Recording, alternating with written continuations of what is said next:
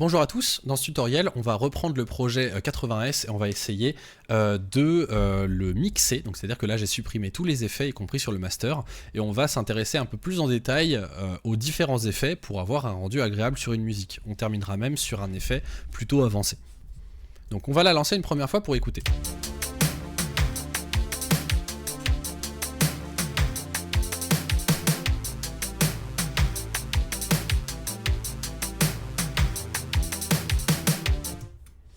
Alors déjà, ce qui saute aux yeux, c'est que la basse, on l'entend pas beaucoup, donc il va falloir la booster. Ensuite, la deuxième phase dans le mixage, après équilibrer les différents instruments, ça va être de gérer s'ils sont plutôt à droite ou à gauche. Cette fois, on le fera pas parce qu'on n'a que 3 instruments, donc on va tout laisser au centre, on va pas s'en occuper. Et ensuite, ça va être de savoir, on va devoir en troisième étape, savoir quel instrument occupe quelle partie de l'espace sonore. C'est-à-dire dans l'espace sonore, j'appelle l'espace sonore des basses aux aigus. Donc est-ce que par exemple la basse doit aussi se trouver dans les aigus pour des effets de style, où se situe la rythmique, etc. Une fois que ça c'est fait, on va pouvoir aussi faire du fine-tune sur la gueule de nos instruments. Est-ce qu'ils doivent être un peu plus saturés, est-ce qu'ils doivent avoir de la reverb, etc. On va voir dans quel ordre on fait tout ça. Donc déjà pour commencer, on va regarder la basse. Donc on va la mettre en solo avec le petit bouton solo, ça permet d'entendre que la basse. On voit que là pour l'instant elle est très faible. Qu'est-ce qu'on aimerait pour ce style de basse? On va faire dans l'autre sens par rapport à ce que j'ai dit précédemment. On va commencer par lui donner la tronche qu'on veut. Donc en l'occurrence, on va lui mettre un petit peu de reverb pour un effet de style. Et pour que ça s'entende mieux, je vais immédiatement ajouter aussi le deuxième effet que je voulais mettre sur cette basse, c'est-à-dire l'overdrive. L'overdrive va nous permettre, dans un premier temps déjà, d'ajouter du gain, donc de booster le volume de notre instrument. Et là on entend déjà tout de suite la reverb. Sans reverb, avec reverb. On peut même le mettre un peu plus fort. Ça va donner en fait une ambiance, ça va donner une lourdeur aussi à la basse qui est bien dans ce genre de musique. Synthwave, si vous voulez écouter des musiques dans ce style, il y en a un tas. Là c'est vraiment simplifié à l'extrême, mais voilà, c'est de bon ton. Donc la reverb pour l'instant, alors à l'heure actuelle, en juillet 2026, la reverb c'est simplement de 0 à 100. À terme, on va vous donner la possibilité de la personnaliser un peu plus, mais pour l'instant, voilà, on va se focaliser sur est-ce qu'il y a de la reverb et en quelle quantité. Donc ça permet d'avoir un effet qui est aussi très léger pour le navigateur et de pas trop se surcharger. Parlons un peu de l'overdrive. Ici, j'ai utilisé l'overdrive pour le gain, mais il faut savoir qu'il a plusieurs utilités. Ça s'entendra beaucoup plus quand on parlera de l'arpeggio, donc des notes plus aiguës. Ici l'overdrive on l'a utilisé comme gain. Si je remets le gain à 0, je vais pouvoir utiliser le drive également. Le drive qui alors est très utilisé sur internet pour saturer de la musique, ça permet de faire des sons qui sont inaudibles, donc c'est pour ça qu'il faut l'utiliser avec parcimonie. Ici si j'augmente le drive, ça va augmenter le gain mais également le faire saturer. Un peu plus fort. Bon, ça s'entend notamment aussi sur la reverb. Donc à utiliser avec modération. Là par exemple c'est tellement saturé qu'on distingue de moins en moins le début et la fin d'une note. Donc on va légèrement baisser le drive et combiner ça avec du gain plutôt. Mais c'est très bien aussi d'avoir un overdrive sur la reverb. Là elle est dans cet ordre, reverb puis overdrive, pour que la reverb soit elle-même un petit peu détériorée, ce qui donne cet effet sympathique. Une fois que ça c'est fait, je vais venir nettoyer mon instrument. Donc quand je suis content des effets que je lui ai donnés, la troisième étape c'est de nettoyer mon instrument là en solo. Donc pour nettoyer un instrument, on utilise l'égaliseur. Qu'est-ce qu'un égaliseur? Un égaliseur c'est un effet un peu particulier où on va voir du coup une courbe ici avec différents potards qu'on va pouvoir monter et descendre. À quoi ça correspond? Et bien en fait ces points, ça permet de faire une courbe de volume en fonction des aigus et des basses. Plus je suis à gauche, plus je contrôle les basses, plus je suis à droite, plus je contrôle les aigus. Par exemple ici, si j'enlève ces deux potards, j'entends plus que les aigus de l'instrument. A l'inverse, si je les booste, voilà. Et ici en fait ça nous permet de nettoyer. Typiquement sur une basse, je veux garder les basses, ici il y en a suffisamment, pas besoin de la booster. Donc je veux garder les basses, c'est très bien. Par contre je vais vouloir cut un petit peu, on va dire, on a ce qu'on appelle ça les mid, c'est-à-dire les plages de fréquences qui sont au milieu, qui sont ni basses ni aiguës, qui sont un peu des deux. Donc ici on va essayer d'avoir un genre de, on va essayer de se faire un genre de bol, voilà. Vu que c'est de la synthwave, on veut aussi garder quelques aigus. Sans aigus, ça fait vraiment juste de la basse. Nous on veut quand même garder quelques aigus, donc typiquement ici comme ceci. Même on peut ajuster en temps réel.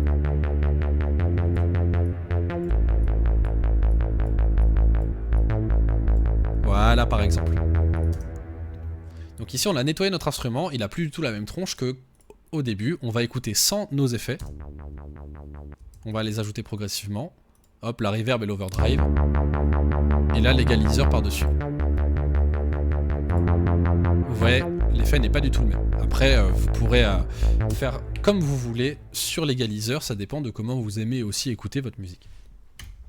On va faire la même chose avec le sampler 1, on va déjà l'écouter sans rien. Alors le sampler 1 il est déjà très bien comme ça, mais on va le booster encore un petit peu, donc déjà on va refaire ce fameux combo reverb et overdrive. On va déjà commencer par mettre un peu de reverb. On peut en mettre beaucoup, parce que c'est l'intérêt d'un arpeggio, c'est de l'entendre en fond, qui prenne pas trop de place dans la musique, qui donne juste une ambiance sonore. Hop.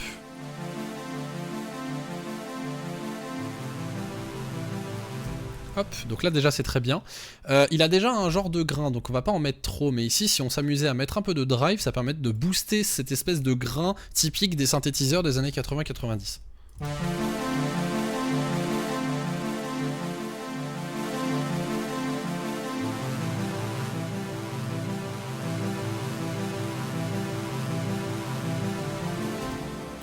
Maintenant que ça c'est fait, on va finaliser avec notre nettoyage. Là pour le coup, il n'a pas du tout besoin d'être dans les basses, donc on va essayer de les couper un maximum pour laisser de la place en fait à la basse elle-même. S'il y a deux instruments qui jouent à peu près au même volume sur les mêmes plages de fréquence, c'est là qu'on a de la saturation. Mais ici du coup, on va égaliser pour ne pas, enfin pour laisser la place à la basse, donc déjà comme ça. Et on va aussi baisser un petit peu les aigus, parce qu'on utilisera les aigus pour la rythmique. Donc là on a un peu nettoyé notre instrument, il est sympa. Maintenant ce qui est intéressant de faire, c'est de faire ça avec la basse en même temps, pour voir si l'ensemble est harmonieux.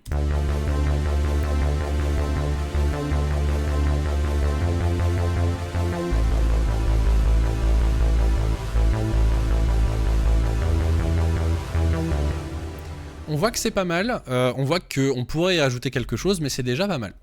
Ici, en écoutant, on a bien compris que la basse, elle prend la place, elle prend la place qui lui est due au niveau des basses, avec quelques aigus quand même par effet de style.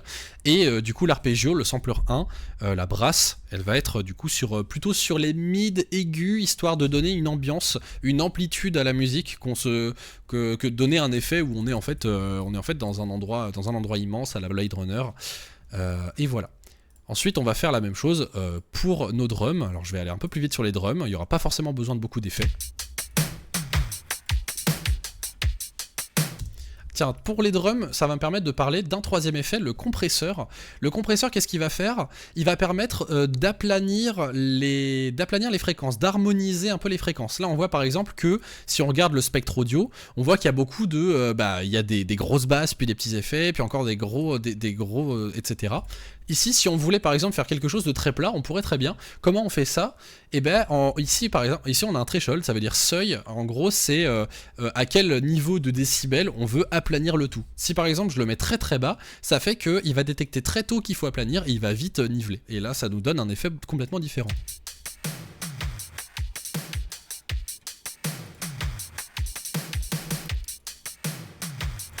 Voilà, sans, avec. Encore une fois, tout ça c'est des effets de style, mais vous voyez que ça avec un peu de gain et peut-être un tout petit peu de drive, ça peut donner un effet vraiment très très sympa.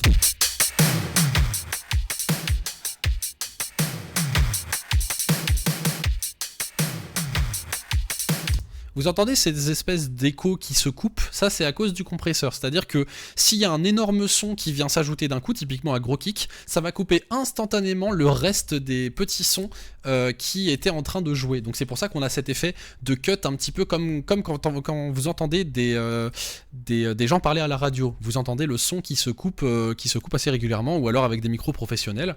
Vous avez cet effet de son aplani avec tout qui est un peu au même niveau, un son un peu bizarre. Ça s'appelle un son compressé, et donc avec un peu d'overdrive ça donne cet effet là. On va terminer de le nettoyer avec un égaliseur.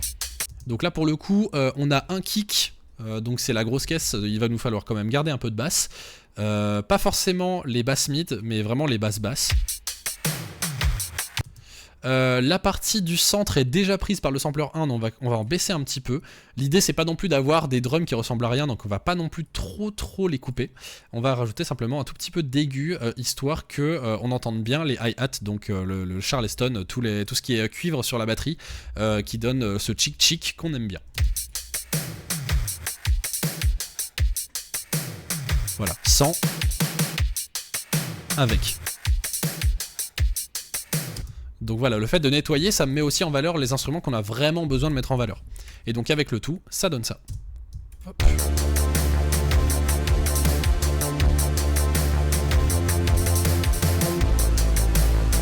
On voit de manière flagrante qu'il y a maintenant un problème de volume, donc on va baisser le volume et on va le régler un petit peu au détail. Hop.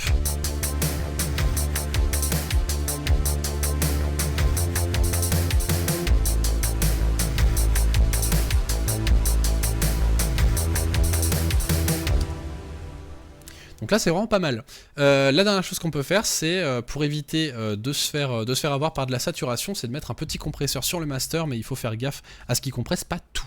Donc on va écouter avec un compresseur.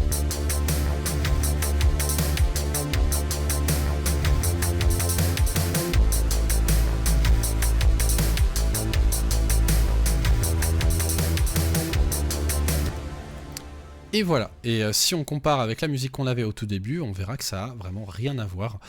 Donc voilà l'intérêt de faire du mixage. Je me suis pas trop attardé sur le mastering parce qu'ici on avait peu d'instruments, donc le fait de les nettoyer a suffi. Mais voilà, souvenez-vous pour le mixage de ces étapes. Premièrement, j'utilise les effets que je veux pour donner une nouvelle couleur à mes instruments si j'ai besoin, ajouter de la saturation, ajouter de la reverb, etc. Donc vraiment pour modifier le son même de mon instrument. Une fois que j'ai fait ça, je peux passer à la phase d'équilibrage droite-gauche, de volume et de nettoyage avec l'EQ. Donc l'EQ c'est l'égaliseur.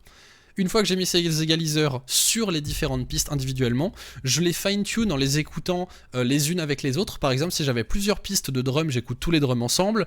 Si j'avais plusieurs basses, j'écoute toutes les basses ensemble, etc. Le but, c'est de faire ensuite de plus en plus large jusqu'à la musique finale, où là, on a toutes nos tracks en même temps et on voit si le rendu est bon. Faut faire attention à bien prendre du recul sur la musique. À force de se plonger dedans, on peut vite s'habituer à un son qui n'est pas forcément super agréable au final. Donc il faut bien faire attention. Ce qu'il y a d'intéressant par exemple, c'est de commencer le mixage sur des pistes individuelles un premier jour et ensuite d'aller faire complètement autre chose et de revenir un peu après pour faire le mixage final. On se rendra compte des problèmes qui peuvent sauter aux yeux, par exemple un son trop aigu, etc. Donc voilà, ça c'est pas inclus dans l'application, mais je vous le donne quand même, des petits conseils de mixage pour faire vraiment une musique qualitative. C'est aussi de pas passer non plus des heures sur la même musique d'affilée pour un peu sortir de la tête, parce que le fait aussi de bosser plusieurs minutes, voire plusieurs heures sur le même projet, ça peut aussi au bout d'un moment vous en dégoûter, donc c'est aussi pas la bonne chose à faire. Pour un bon mixage, videz-vous la tête, et essayez au maximum d'avoir une activité qui vous déconnecte de ce que vous faisiez pour revenir avec une oreille, on va dire, objective. Voilà pour ce premier gros tutoriel de mixage. Alors il était un peu plus avancé, mais voilà, ça permet de faire un petit tour des horizons de comment on peut équilibrer nos sons, et notamment sur Bloop. Ce tutoriel s'applique pas forcément, enfin peut s'appliquer à d'autres logiciels. Ici je le fais sur Bloop. Je vous invite à partager ce que vous faites en mixage directement dans l'application. N'hésitez pas à envoyer vos créations, à récupérer 80S qui est en public pour le cloner, en faire des versions alternatives et à les partager sur le blog. Et sur ce, je vous dis à la prochaine pour un nouveau tutoriel.